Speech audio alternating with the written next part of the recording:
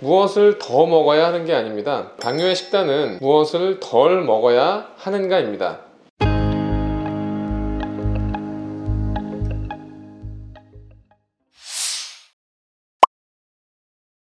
안녕하세요. 행복한 이원장입니다.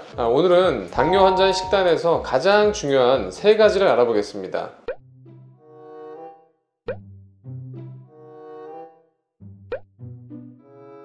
일단 요즘에 보면은 노니, 여주, 홍삼, 뭐에 좋다, 녹차, 이런 것들이 좋다, 요즘 유행하는 것부터 시작해서 당뇨에 좋다, 어떻다 하는 것들이 방송에 여러 가지가 나옵니다. 이게 그렇게 당뇨에 좋대 라고 하면서 드시기 시작하는 경우가 많은데요. 당뇨의 식단은 무엇을 더 먹어야 하는 게 아닙니다. 무엇을 덜 먹어야 하는가입니다. 우리 한국 사람들은 밥을 먹죠. 그래서 이미 탄수화물이 충분히 들어가 있습니다. 밥 말고도 또 여러 가지 음식으로 탄수화물이 들어갑니다. 그렇기 때문에 탄수화물을 줄여서 당의 섭취를 줄이셔야 합니다. 첫 번째는 밥 이외에도 우리가 즐겨 먹는 것들, 가장 좋아하는 탄수화물들 있죠. 빵이나 떡, 이제 면으로 되어 있는 거, 칼국수, 밀가루로 되어 있는 이런 탄수화물 덩어리들을 줄이시는 것이 중요하겠죠. GI 지수라는 것이 있는데요. 이것은 당 지수라는 것을 이제 아시는 것이 좋습니다. 당 지수라는 것은 설탕 100g이 100 정도의 당을 올린다 라고 했을 때 나머지 음식들이 어느 정도의 당을 올릴 수 있는가를 지수로 표시하는 것이 GI 지수라는 것인데요. GI 지수가 높을수록 그러면 설탕과 가까운 것이고, GI 지수가 낮을수록 당은 적게 올라가고 천천히 올라간다는 뜻이죠. 바로 이제 달달한 음식들이 다 GI 지수가 높다고 보시면 되는데요. 감자랑 고구마랑 어떤 게 단 것 같아요? 자, 문제. 감자, 고구마. 고구마 더 달아서? 네. 우선 선생은 어떤 게 더 GI 지수가 높은 것 같아요? 감자? 맞아요. GI 지수가, 감자가 달지도 않은데 당을 더 많이 올라가게 하고 당을 더 빨리 올라가게 하는 것이 감자가 더 높습니다.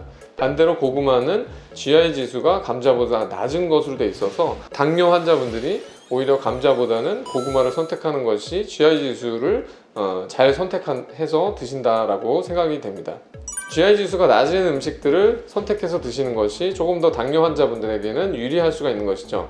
GI 지수가 높은 음식들을 대표적으로 예를 들면 쌀밥이나 면류, 칼국수와 같은 이 면으로 만든 음식들이 GI 지수가 대표적으로 높습니다. 쌀밥은 거의 한 90 정도의 GI 지수를 가지고 있는데요. 이 설탕 100g에 준하는 그런 당이 나온다는 것이죠.